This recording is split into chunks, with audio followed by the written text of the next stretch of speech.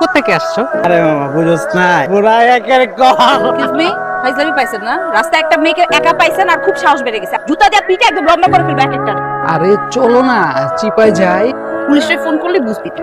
চিপা খা। আরে পরে ফোন দিও। আচ্ছা। আরে চলো।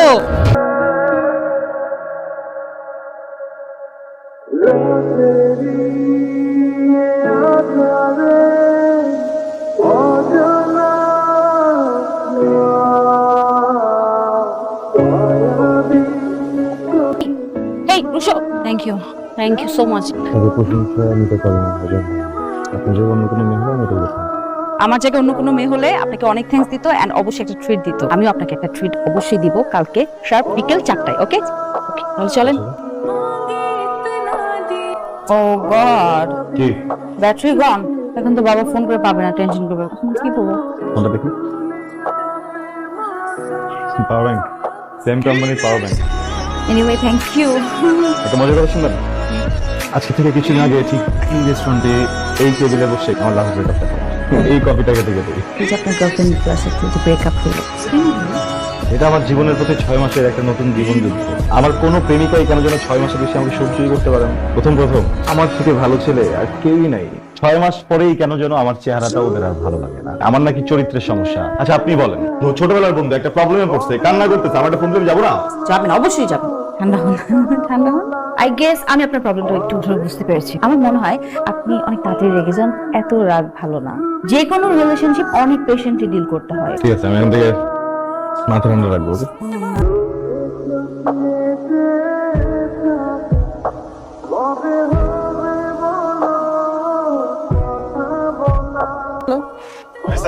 কি করছেন? এই তো একটু পড়ছিলাম। আপনি কি করছেন? ফ্রেন্ডের সাথে আড্ডা দিলাম, বাসায় আসলাম। কালকে কি করছেন? কেন? কালকে বেরোই, ফুচকা খাই। কালকে কি কোনো স্পেশাল ডে? ফ্রি আছেন কিনা সেটা বল। হ্যাঁ, ঠিক আছে। তাহলে বের হই। ওকে। রাইসা, বাবা, তুমি এত রাতে কার সাথে কথা বলছিলে? বাবা কই না তো, মানে কার সাথে না। চুপ করো, একদম মিথ্যে কথা বলবে না। তোমার রাত করে বাড়িতে ফেরা, পড়াশোনা না করে ফিসফিস করে কথা বলা, আমি কিন্তু বুঝতে পারি তুমি কোন পথে হাঁটছো। মিথ্যে বলবে না।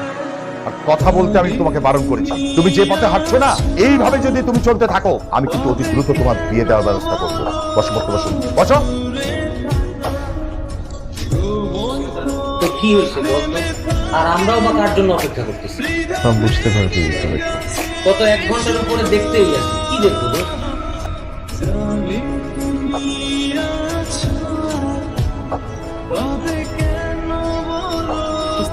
হঠাৎ এত আর্জেন্টলি কেন ডাকছেন? এত সেজে গুজে কোথায় যাচ্ছেন? কোথায়? আপনার কি ইনভিটেশন আছে নাকি কোথাও? না, আপনি আজ হঠাৎ তারিখ করলেন? আসলে আমার বাবার ফ্রেন্ডের ছেলের আছে আসবে, ওখানে যাচ্ছিলাম। দ্যাটস ওয়াই যাওয়ার পথে ভাবলাম দেখা করেই যাই। তাড়াতাড়ি বলেন না, কি বলবেন? বলতে তো চাই, সাহস হচ্ছে। আপনি আমাকে কিছু বলবেন আর আপনার সাহস হচ্ছে না, কি বলেন? সেটা বন্ধ করবেন, বলতে সুবিধা হবে। কুচ্ছ কদম হাতে আমি তোমার সাথে বৃষ্টিতে ভিজতে চাই। তুমি ভিজবে আমার সাথে? আমার মা আমার বাবাকে ছেড়ে চলে যাবার পর থেকে বাবা প্রেম ভালোবাসা একদম পছন্দ করেন না, সহ্যই করতে পারেন না। আমার বাবার একটাই স্বপ্ন, আমি আমার স্টাডি কমপ্লিট করি, সেটেলড হয়ে ওনার পছন্দ অনুযায়ী বাচ্চার সাথে বিয়ে দিই। আপনাকে আমি বন্ধুর মতোই সবসময় ভেবেছি। আসলে আমার বাবার স্বপ্ন ভেঙে দিয়ে, তাকে কষ্ট দিয়ে আমি কারোর সঙ্গে ভালো থাকতে পারবো না। আপনি অনেক কষ্ট পাচ্ছেন। I really don't want to hurt you, sorry. এই যে তোর প্রতিবার ব্রেকআপের পর মদ খাওয়ানোর বদলে এই যে আমরা জুস খাওয়া মাতলামি করি, এটা তো দোস্ত রেগুলার চলতেছে। এবং ধর তোর ব্রেকআপের পরে একটা মাইয়াও টিকে না, কিন্তু দেখ আমি তোর বন্ধু 21 বছর টিকে গেল। আর ল মা, মদ খা মদ খা মদ খা, জুস খাই আমরা মদ হিসেবে। কি রে, খাস না কিন লেগা? খা। তোর চোখে পানি কিন লেগা? আমি আমার না কথা বলতে ভালো লাগতেছে, প্লিজ আজকে আসে শুনো। না কিন্তু তোর চোখ দিয়ে পানি পড়তেছে কিন লেগা? কি আমারে ক। রাইসা আর 5টা মেয়ের মতো না। এর আগে আমার লাইফে যতগুলো রিলেশন আসছে, প্রত্যেকটা মেয়ে চাইছে আমি যেন ওদের মন মতো হই, আমি যেন ওদের মন মতো চলি। একটা সেলিব্রেশন হবে, গিফটস, ঈদে গিফটস, বার্থডেতে গিফটস, ভ্যালেন্টাইনে গিফটস, পার্টি অ্যান্ড এভরিথিং। তুই কখনো জানতেই চাই নাকি আমি কি চাই?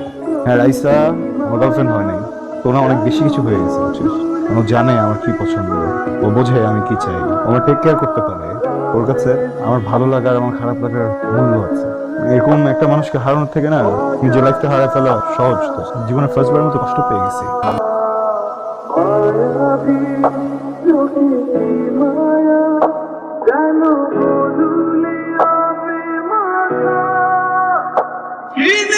বিকেলে একটু বাজারে যেতে হবে, মাছ মাংস কিছুই নাই ঘরে। তোর ছেলের কি হয়েছে? কিছু বলবি? আয় এদিকে আয়। বল, কি বলবি? বাবা আমি বিয়ে করতে চাই। বিয়ে করতে চাস? তুই তো আমার প্রেসের ব্যবসার কিছুই বুঝিস না। আমি যদি এখন মারা যাই তাহলে তোরা কিভাবে খেয়ে পরে বেঁচে থাকবি সেটা তো ঠিক নেই। বিয়ে করে যে মেয়েটাকে আনবি তার ভরণ পোষণ কিভাবে দিবি? বাবা আমি এত কিছু জানতে চাইনি, তাই না? সিম্পল একটা কথা বলেছি, আমি বিয়ে করতে চাই। করুক না বিয়ে, ওর তো বিয়ের বয়স হয়েছে। বাবা, তোর কোনো মেয়ে পছন্দ আছে? চলো ছেলের কথা, বিয়ের জন্য পাগল হয়েছে কিন্তু মেয়েই পছন্দ নেই। অবশ্য তোর মতো স্বর্ণ ছড়ার হাতে কোন মেয়ের বাবা তার মেয়েকে তুলে দেবে আমাকে একটু বল। সিরিয়াসলি একটা কথা বলছি। আমিও তো সিরিয়াসলি বলছি, সিরিয়াসলি মেয়েটা কই? আমার একটা মেয়ে পছন্দ আছে, তোরও পছন্দ হবে। তুমি ওর মেয়ের বাবার সাথে একটু কথা বলে দেখো না। তোমাদের যে মেয়েকে ভালো লাগে তোমরা কথা বলো, আমার কোনো প্রবলেম নেই। বিয়েটা যদি 2 দিনের ভিতর না হয় খুব খারাপ হয়ে যাবে। বাপের মুখের উপরে বিয়ের কথা বলিস, তো কি ঘৃণা লজ্জা বলে কিছু নেই? আর আমরা তো ওর জন্য মেয়ে খুঁজতেছি। ও বিয়ে করলে অসুবিধাটা কোথায়? বিয়ে করুক, দেখবে তোমার সব ব্যবসাপাতি বুঝে নিয়েছে। কিন্তু তুমি যে মেয়েটাকে পছন্দ করেছো তার বাবা কি তোমার ছেলের কাছে মেয়েকে দেবে? ওর বাবা তোকে 2 চোখে দেখতে পারে না, রাস্তাঘাটে যখন দেখা হয় ওর নামে বিচার দেয়। তুমি ওর বাবাকে যেভাবেই হোক রাজি করাবে। আর আমার ছেলের যদি খারাপ কিছু হয় না, আমি তোমাকে দায়ী করবো। হ্যালো, কে? অনিকা, আমি রাইসা। জি বলেন, একটা হেল্প করতে পারবেন? কি হেল্প করতে পারি? আমি না রুশোকে রিচ করতে পারছি না, ও আমাকে সব জায়গা থেকে ব্লক করে দিয়েছে। আপনি কি একটু কাইন্ডলি ওকে বলবেন আমাকে একটা কল দিতে? দেখেন, আপনি রুশোকে অনেক কষ্ট দিচ্ছেন। রুশো ঠিক করছে ও আর এই জীবনে কাউকে পছন্দ করবেন। ও সরাসরি বিয়ের সিদ্ধান্ত নিছে। আগামীকালকে ওর বিয়ে। আমি ওর বিয়ে নিয়ে খুব ঝামেলায় আছি। আপনি নিজের মতো করে বিয়েটা করে নিন, ঠিক আছে? ভালো থাকেন।